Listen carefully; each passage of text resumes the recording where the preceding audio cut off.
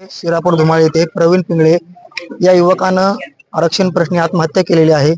त्यांच्याच कुटुंबियांची भेट सध्याला मनोज जरांगे पाटलांना घेतलेला आहे. एकंदरीत पाहायला गेलं तर ज्यावेळेस मनोज जरांगे पाटील त्यांच्या नातेवाईकांना भेटले त्यावेळेस त्यांनी एक हंबारडा फोडला आणि आरक्षण दिलं असतं तर आमचं लेकरू गेलं नसतं असं देखील मनोज जरांगे पाटलांसमोर त्यांनी एक प्रश्न मांडलेला आहे. माझ्यासोबत खोता दादा आहेत. दादा, काय सांगाल, भेट घेताय, काय नेमकं आव्हान आहे सरकारला तुमचं? काय नालायकांना काय आव्हान करणार? ज्यांनी नालायकपणा लावला यांना विनंती कळत नाही आणि आव्हान पण कळत नाही. शेवटी आज ते कुटुंब चार पत्र्यात राहत आहे. आईबापांनी कष्ट केलेत, माळकरी घराणं सगळं. त्यांचं स्वप्न होतं आपलं लेकरू अधिकारी बनणार, नोकरीला लागणार. फीस भरण्यापासून अडचणी आल्या. शेवटी लेकरांना जे नाही करायचं ते टोकाचं पाऊल उचललं. म्हणूनच मी माझ्या मायबाप मराठा समाजाला हमेशा सांगतो की आत्महत्या नका करू. मी आहे ना खंबीर, मी देतोय. मी तुमच्यासाठी कधी मॅनेज नाही झालो, कधी फुटलो नाही. मी कधी राजकारणाला शिवलो नाही. मी राजकारणापासून लांब गेलोय सर. मला नको कोणचा आमदार, नको कोणचा खासदार, नको कोणचा मंत्री, नको. मला माझा समाज पाहिजे. समाज देव आहे. मला समाजाची ताकद वाढवायची हो. मी त्यामुळं या राजकारण 4-5 दिवसासाठीचा विषय होता तो पटदिशी डोक्यातून काढून टाकला आणि आरक्षणाच्या पाठीमागा लागलो. हेच की माझ्या समाजाच्या पोराचे बळी जाऊ नये म्हणून.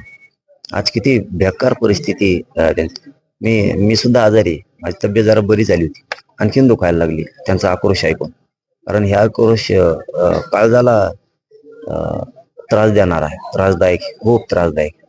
त्या आईचा हंबरडा, त्या बापाचा हंबरडा. लेकरू रोज डोळ्यासमोर दिसत होतं, असंच खेळत होतं, आज घरात दिसत नाहीये. ही काय विचित्र परिस्थिती या सरकारनं माझ्या गोरगरीब मराठ्यावर आणली. हे म्हणजे माझं तुम्हाला खरं सांगू, माझं तोंड सुद्धा चिटकायला लागले आता, की ते ऐकू नाही वाटत की ते आईचं काय आक्रोश होता भयंकर, बापाचा काय होता. ह्या मूर्ख नालायक सरकारला हे नाही दिसणार हो. माझ्या गोरगरीब समाजाचे मुर्दे पडलेले ही किंमत करते, त्याची किंमत करते. त्याला काय पाहिजे? त्याला आयुष्याचं आरक्षण देणं गरजेचं आहे. मग तो आत्महत्या नाही करणार हे नाही बघत. हे खुर्ची आणि कसा पक्ष वाचवायचा, आमदार कसं व्हायचं एवढंच बघतात. म्हणून मी या राजकारणापासून ताबडतोब बाजूला गेलो आणि माझ्या समाजाला पुन्हा मी आरक्षणाकडे ओढलं की नको नादात पुढे. या राजकारणाची 4 दिवसाची जत्रा आहे. 4 दिवस गेले ना कोणी विचारणार नाही. म्हणून आम्ही कोणाच्याच सोबत नाहीत, आजही नव्हतो, उद्याही नाहीत, कोणत्या पक्षाच्या नाही, कोणत्या अपक्षीय नाही, कोणाच्या बाजूने, माझ्या जातीच्या लेकराच्या बाजूने मी. आणि जे बलिदान गेले त्यांचं स्वप्न मला पूर्ण करायचं. माझं पहिल्यापासूनच पूर्ण मनात परिवर्तन झालेलं आहे. आणि आज सुद्धा तर आता तर खूपच झालं की माझ्यासाठी माझी जातच महत्वाची, माझ्यासाठी माझ्या जातीचे लेकरच महत्वाचे आहेत. मी ताकदीनं लढणार आहे, मी इथंच मरणार, इथंच जगणार, पण समाजाला आरक्षण दिल्याशिवाय नाही हटणार. दादा, एकंदरीत पाहायला गेलं तर आम्ही त्यावेळेस पाहत होतो की टक्के आम्हाला जास्ती पडले, मात्र आरक्षणामुळे आमचा मुलगा लागला नाही. कोट्याधीश पैसे देऊन सरकार बदललं गेलं, असा आक्रोश केला जातोय. नेमके कधी बदललं? आणि आता एकंदरीत पाहायला गेलं तर आचारसंहिता लागली, तुमची मोठी सभा झाली. त्यांची तिकडे झक मारू द्या, काय गरज नाही आम्हाला. कुणी पैशाने बदला नाही तर कशाने बदला. शेवटी आमचे सोन्यासारखे गेलेले लेकरं परत येणार आहेत का? हा आमच्या पुढचा लय मोठा प्रश्न आहे मराठा समाजापुढचा. आज प्रत्येक जण बघा तुम्ही, माझा शेतकरी मराठा कष्ट करतो, पोरं शिकवतो, टपऱ्या चालवणारे, हॉटेल चालवणारे, छोटे छोटे व्यवसाय करणारे, लोकांच्या कंपनीत मुंबईत पुण्यात काम करणारे, शिपाई म्हणून काम करतायत, कुणी छोट्या छोट्या पगारावरती त्या तुटपुंज्या मदतीवर काम करतात, कुणी एसटी चालवतो, कोणी पोलीसमध्ये आहे, कोणी डॉक्टर आहे, कोणी वकील आहे, कोणी एसटी चालवतो, कोणी टेम्पो चालवतो, कोणी रिक्षा चालवतो, कोणी ट्रक चालवतो, कोणी उसळ तोडते. हे माझे गोरगरीब मराठी आहेत.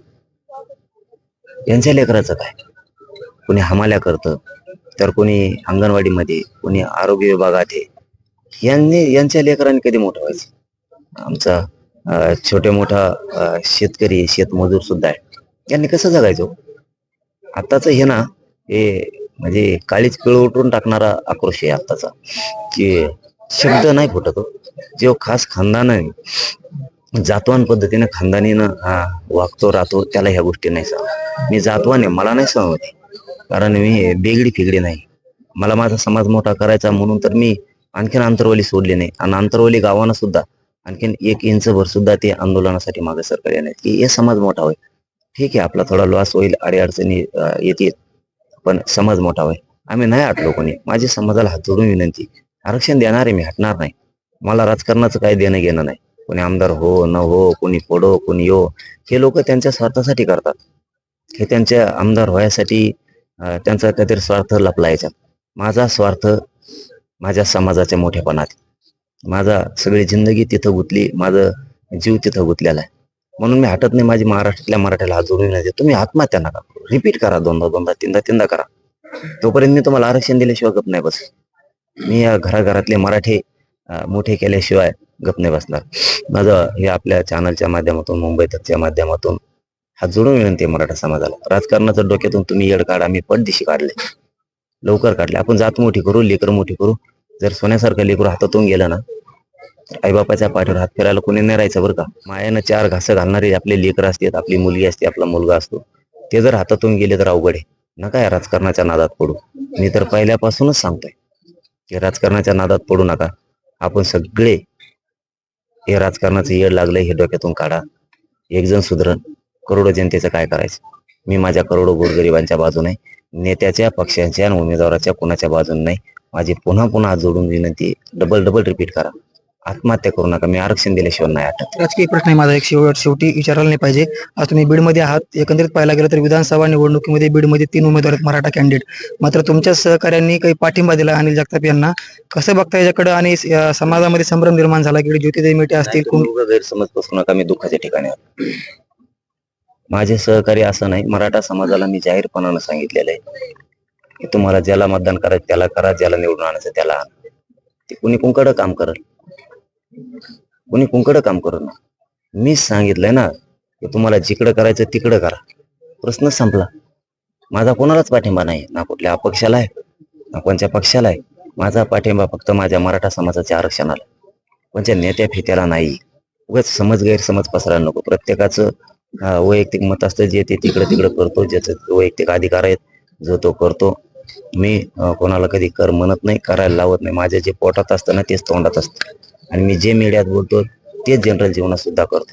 त्यामुळं माझं कोणाच्या, मी तुम्हाला आत्ताच याच्या अगोदर सांगितलं, कोणाच्या राजकारणात नाही जीव गुंतला. माझ्या मराठा समाजाच्या आरक्षणात जीव गुंतला आणि मी त्या आरक्षणासाठी लढतोय आणि लढणार आहे, मरेपर्यंत लढणार.